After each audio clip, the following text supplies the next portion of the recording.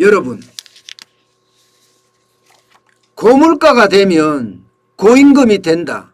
이것은 어쩌면 당연한 수순이잖아요. 결국 말입니다. 물가가 올라가고 그 다음에 임금이 올라가고 나니까 이제는요, 인플레이션이 짧게가 아니라 장기적으로 갈 거라는 전망이 계속 나와요. 장기적으로. 예.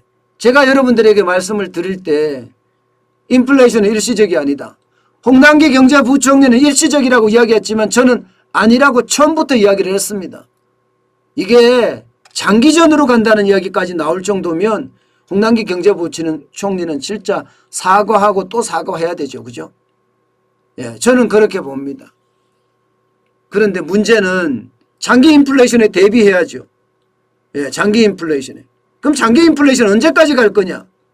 여러분, 이 악순환의 고리는 어떻게 될지 솔직히 아무도 모릅니다. 그렇지만 악순환의 고리가 시작이 됐다는 거예요. 무슨 악순환의 고리?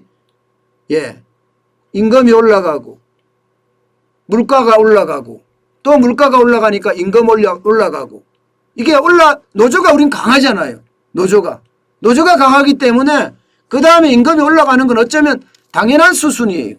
그렇게 되면 고물가에 고임금에 고물가에 고임금 이게 악순환으로 이제 돌아갈 수 있다는 사실입니다. 자, 여러분 이 지표를 보세요. 지난 3분기 월평균 임금 총액 상승률입니다. 플러스 5%입니다. 역대급입니다. 역대급. 적지 않은 숫자의 5%라는 것은요.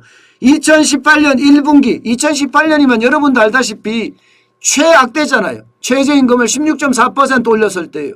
최저임금을 16.4%. 그때가 7.9%로 가장 높았습니다. 예, 그때가. 그런데 지금 올 3분기가 5%가 됐다는 건 여러분 이게 적은 수치가 아니라는 사실이에요. 적은 수치가. 거의 연말까지 가면요. 역대급이 될 가능성도 있다고 이야기합니다. 왜냐하면 성과급 주잖아요. 게다가 특별급여까지 줄 가능성들이 있으니까 더 많이 올라갈 가능성도 있습니다. 예, 여러분 이거 한번 보세요. 지금 보시면 2020년 1분기입니다. 2020년 1분기. 임금 상승률이 마이너스 0.1%였어요. 그런데 2020년 3분기가 되면 플러스 1.1%였습니다.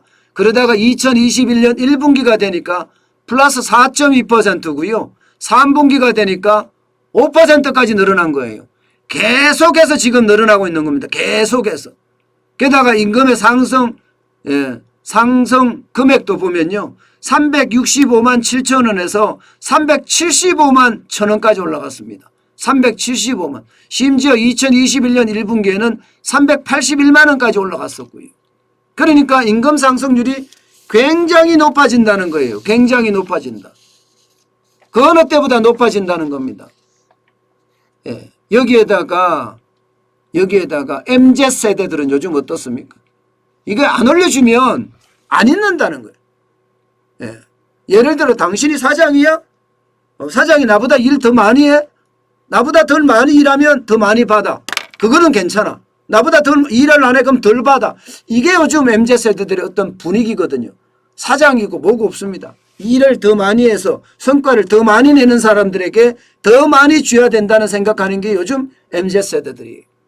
그러다 보니까 임금이 계속 올라갈 수밖에 없는 구조예요. 문제는요. 임금이 올라가니까 물가가 올라가는 거예요. 예, 물가가 올라갑니다. 물가가 지금 3.7%까지 올라갔어요. 3.7%까지.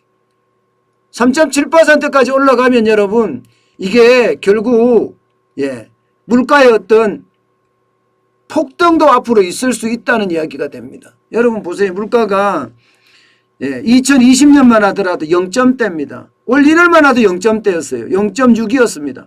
그런데 올 11월에 3.7까지 올라갔으니 그야말로 폭등에 폭등한 거죠. 거의 뭐 여기에다가 집값까지 주거비까지 포함을 하면 5%가 넘습니다. 5%가 넘는다는 것은 여러분 소비자 물가만큼 지금 임금이 덜 올라가고 있다는 뜻도 돼요. 5%가 넘으면 지금 여러분 제가 말씀드린 게 실제로 임금 상승률은 보면 여러분 보시다시피 5%가 안 되잖아요. 밥상 물가를 따졌을 때는 지금 거의 5%까지 올라갔거든요. 그러면 또 임금을 올려달라, 내년에 가면 올려달라 할 수밖에 없어요. 게다가 최저임금이 5.1%가 올랐습니다. 최저임금이.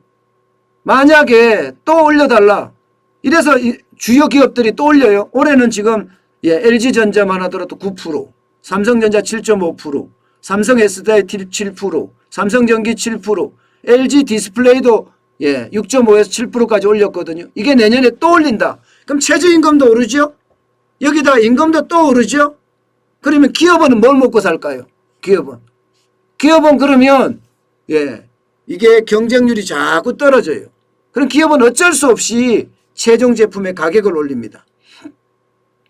기업은 최종 제품의 가격을 올릴 수밖에 없어요.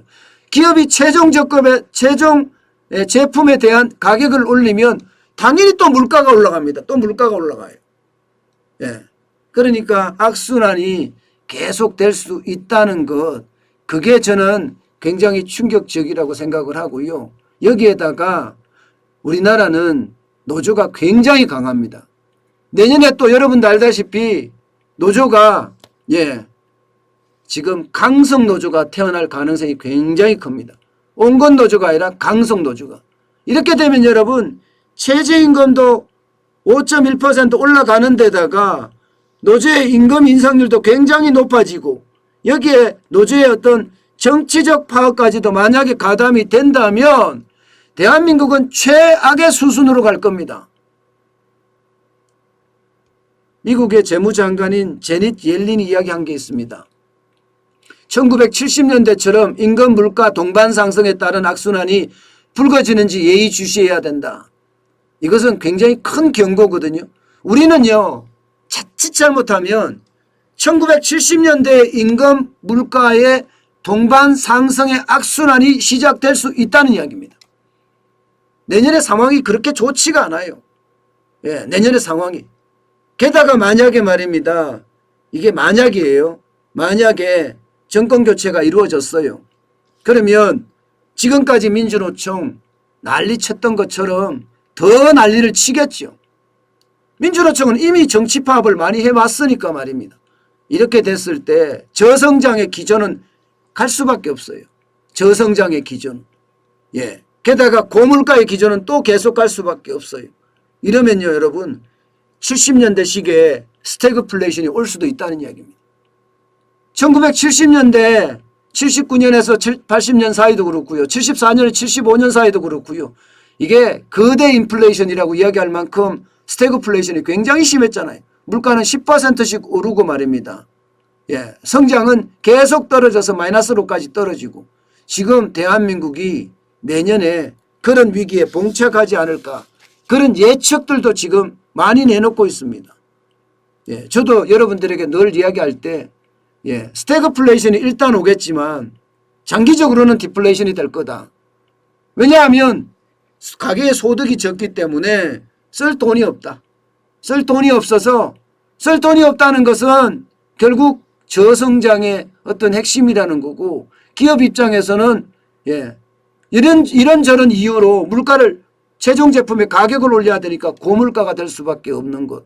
그렇지만 소비가 덜 일어나면 울며 겨자 먹기로 가격을 내려야 된다는 것.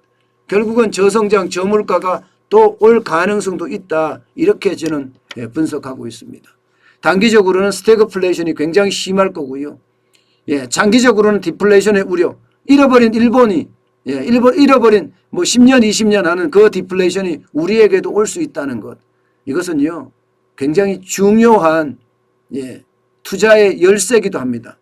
여러분들이 그 상황을 정확히 직시해야지 위기 상황에 대응할 수 있습니다. 그냥 단순하게 그런가 보다 이렇게 이야기하고 있으면요 위기는 우리에게도 위기가 됩니다. 그런데 우리가 위기 상황을 직시하면요 위기는요 우리에게는 기회가 될 수 있다는 것. 그것은 분명합니다. 그래서 여러분에게 제가 늘 말씀드렸다시피 항상 기회는 존재한다. 아무리 위기라고 하더라도 기회가 존재하니까 그 기회를 절대 놓쳐서는 안 된다. 그런 말씀을 계속 드리고 있죠. 예, 우리는 반드시 위기 때 기회를 잡을 겁니다.